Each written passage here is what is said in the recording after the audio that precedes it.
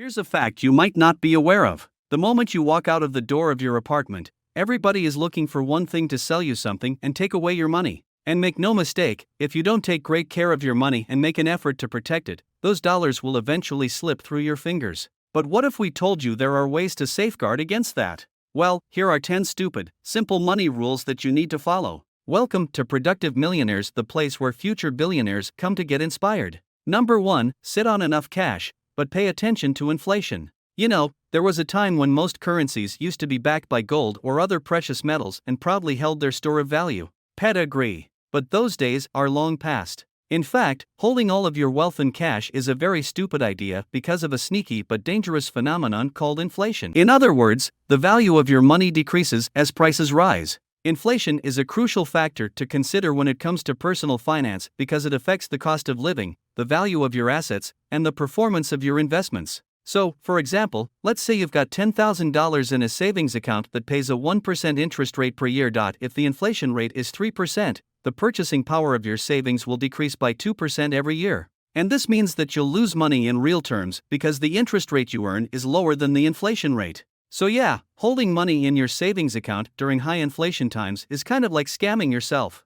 And that's not even to mention the fact that you usually have to lock your money in for extended periods of time in order to benefit from a high interest rate of 1%. So paying attention to inflation is important when deciding how much cash to hold on to and how much to invest. You need to learn to strike the right balance, which can be hard without proper financial education. It's important to consider the fact that life is not linear, meaning you might need some cash on hand to handle unexpected expenses and emergencies or even make a big purchase without taking on debt. Understand this, and you'll be ahead of most people in terms of wealth management. Number 2, figure out your risk tolerance. In the world of finance, risk tolerance refers to an individual's willingness to accept potential financial losses in pursuit of higher returns. It's an essential concept to understand because it can greatly impact one's investment strategy and overall financial well-being. To determine your risk tolerance, there are several factors to consider. First and foremost is your investment goals. So ask yourself, what are you hoping to achieve with your investments?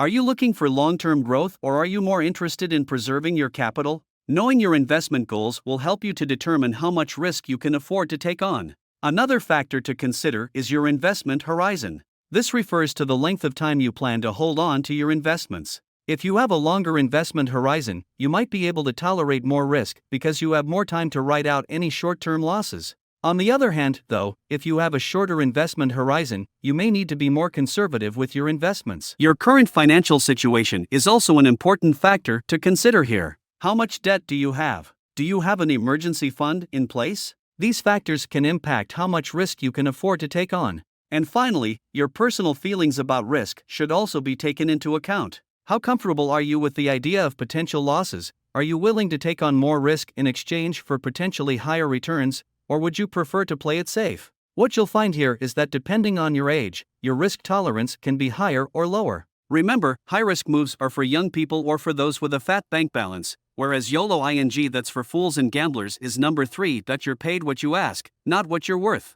If you're waiting for your boss to offer you a raise out of their goodwill, think again. That's not how capitalism works. Meritocracy is just a buzzword. And this is because the total value we bring to an organization is subjective and difficult to measure. But here is how you fix that. In many cases, individuals who are confident and assertive in salary negotiations are able to secure higher compensation, even if they may not necessarily bring more value to the organization than someone who is less assertive. This is why it's important to develop strong negotiation skills, as they can help to ensure that you're paid fairly for your work. However, it's important to note that the phrase "you're paid what you ask, not what you're worth" should not be taken as an invitation to demand unrealistic compensation. Ultimately, your worth to the organization should be reflected in your compensation, and it's important to do your research and make a thoughtful, well-supported request during salary negotiations. Once you take into consideration environmental taxes, maintenance fees, and fuel, unless you've got unlimited money, this kind of buy is a liability, not an asset. Look, we perfectly get it, okay? We also like expensive toys, like, a lot, actually. So if you're not insanely rich, a better idea is to rent a supercar or a yacht when you want to have some fun instead of buying one that's far safer. Certainly not a financial burden, and it always allows you to live like a millionaire from time to time. Number 5, earn international but spend in your local currency. Freelancers should already know this, but we'll share the secret anyway because many people are unaware of this. Earning in a foreign currency and spending in your national currency can be a smart financial move for a few reasons. Firstly, if you earn in a currency that is stronger than your national currency, you might be able to increase your purchasing power. Secondly, earning in a foreign currency can offer protection against inflation and other economic uncertainties in your home country. So if your national currency experiences high inflation or other economic issues, it can significantly decrease the value of your savings and earnings. Moreover, earning in a foreign currency can diversify your income stream and provide a source of stability during uncertain economic times. If your national currency experiences a downturn, you might find it challenging to find work or maintain your earnings. Having income in a foreign currency can provide an additional safety net and help you weather those economic storms. And this is especially true for people living in developing economies. If you leverage this to your advantage, you can certainly make the most of your money, just make sure you're respecting the law. Number 6. Pay yourself first. This is not true in business, but it should be a golden rule in your personal life. This approach is often recommended by financial experts as a way to build wealth and achieve financial independence by making savings or investing a non-negotiable priority. You're more likely to consistently set money aside and avoid the temptation to spend it on non-essential items. Just make sure you budget properly. Number 7. Use credit to your advantage. Using credit to your advantage involves understanding the benefits and risks of credit and using it responsibly. Smart people use credit in several ways, which includes building credit, taking advantage of rewards, and financing larger purchases and assets. Building credit is important for obtaining loans and other financial products with favorable terms and interest rates. Firstly, it provides a clear picture of your income and expenses,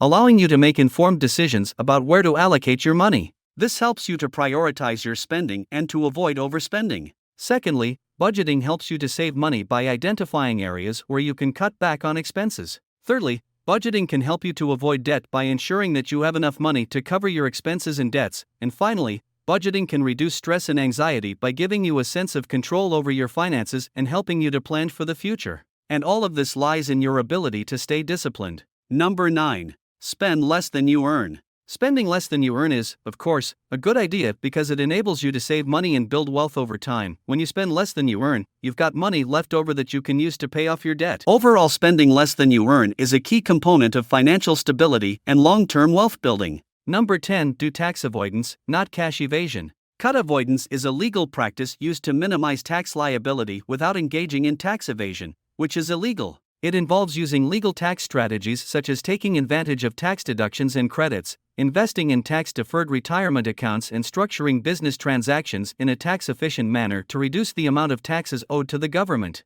Now, while it's legal, there is a debate over its ethical implications. Some argue it's not fair to society and contributes to inequality, while others view it as smart financial planning. Ultimately, whether you engage in cut avoidance or not is a personal decision, but it's important to be aware of the legal and ethical considerations and to seek the advice of a qualified tax professional when making tax-related decisions. And hey, look, sir, that's all we got for you today. We hope you enjoyed this video as much as we did making it. And with that being said, we're curious to learn what is one simple but efficient and money rule that you follow religiously. Drop your answers in the comments below. We're always so curious to hear your thoughts. If you found this video valuable, hey, don't forget to return the favor by tipping us with a liking to share. And as always, thanks for watching. If you'd like to learn some more, check out this video next.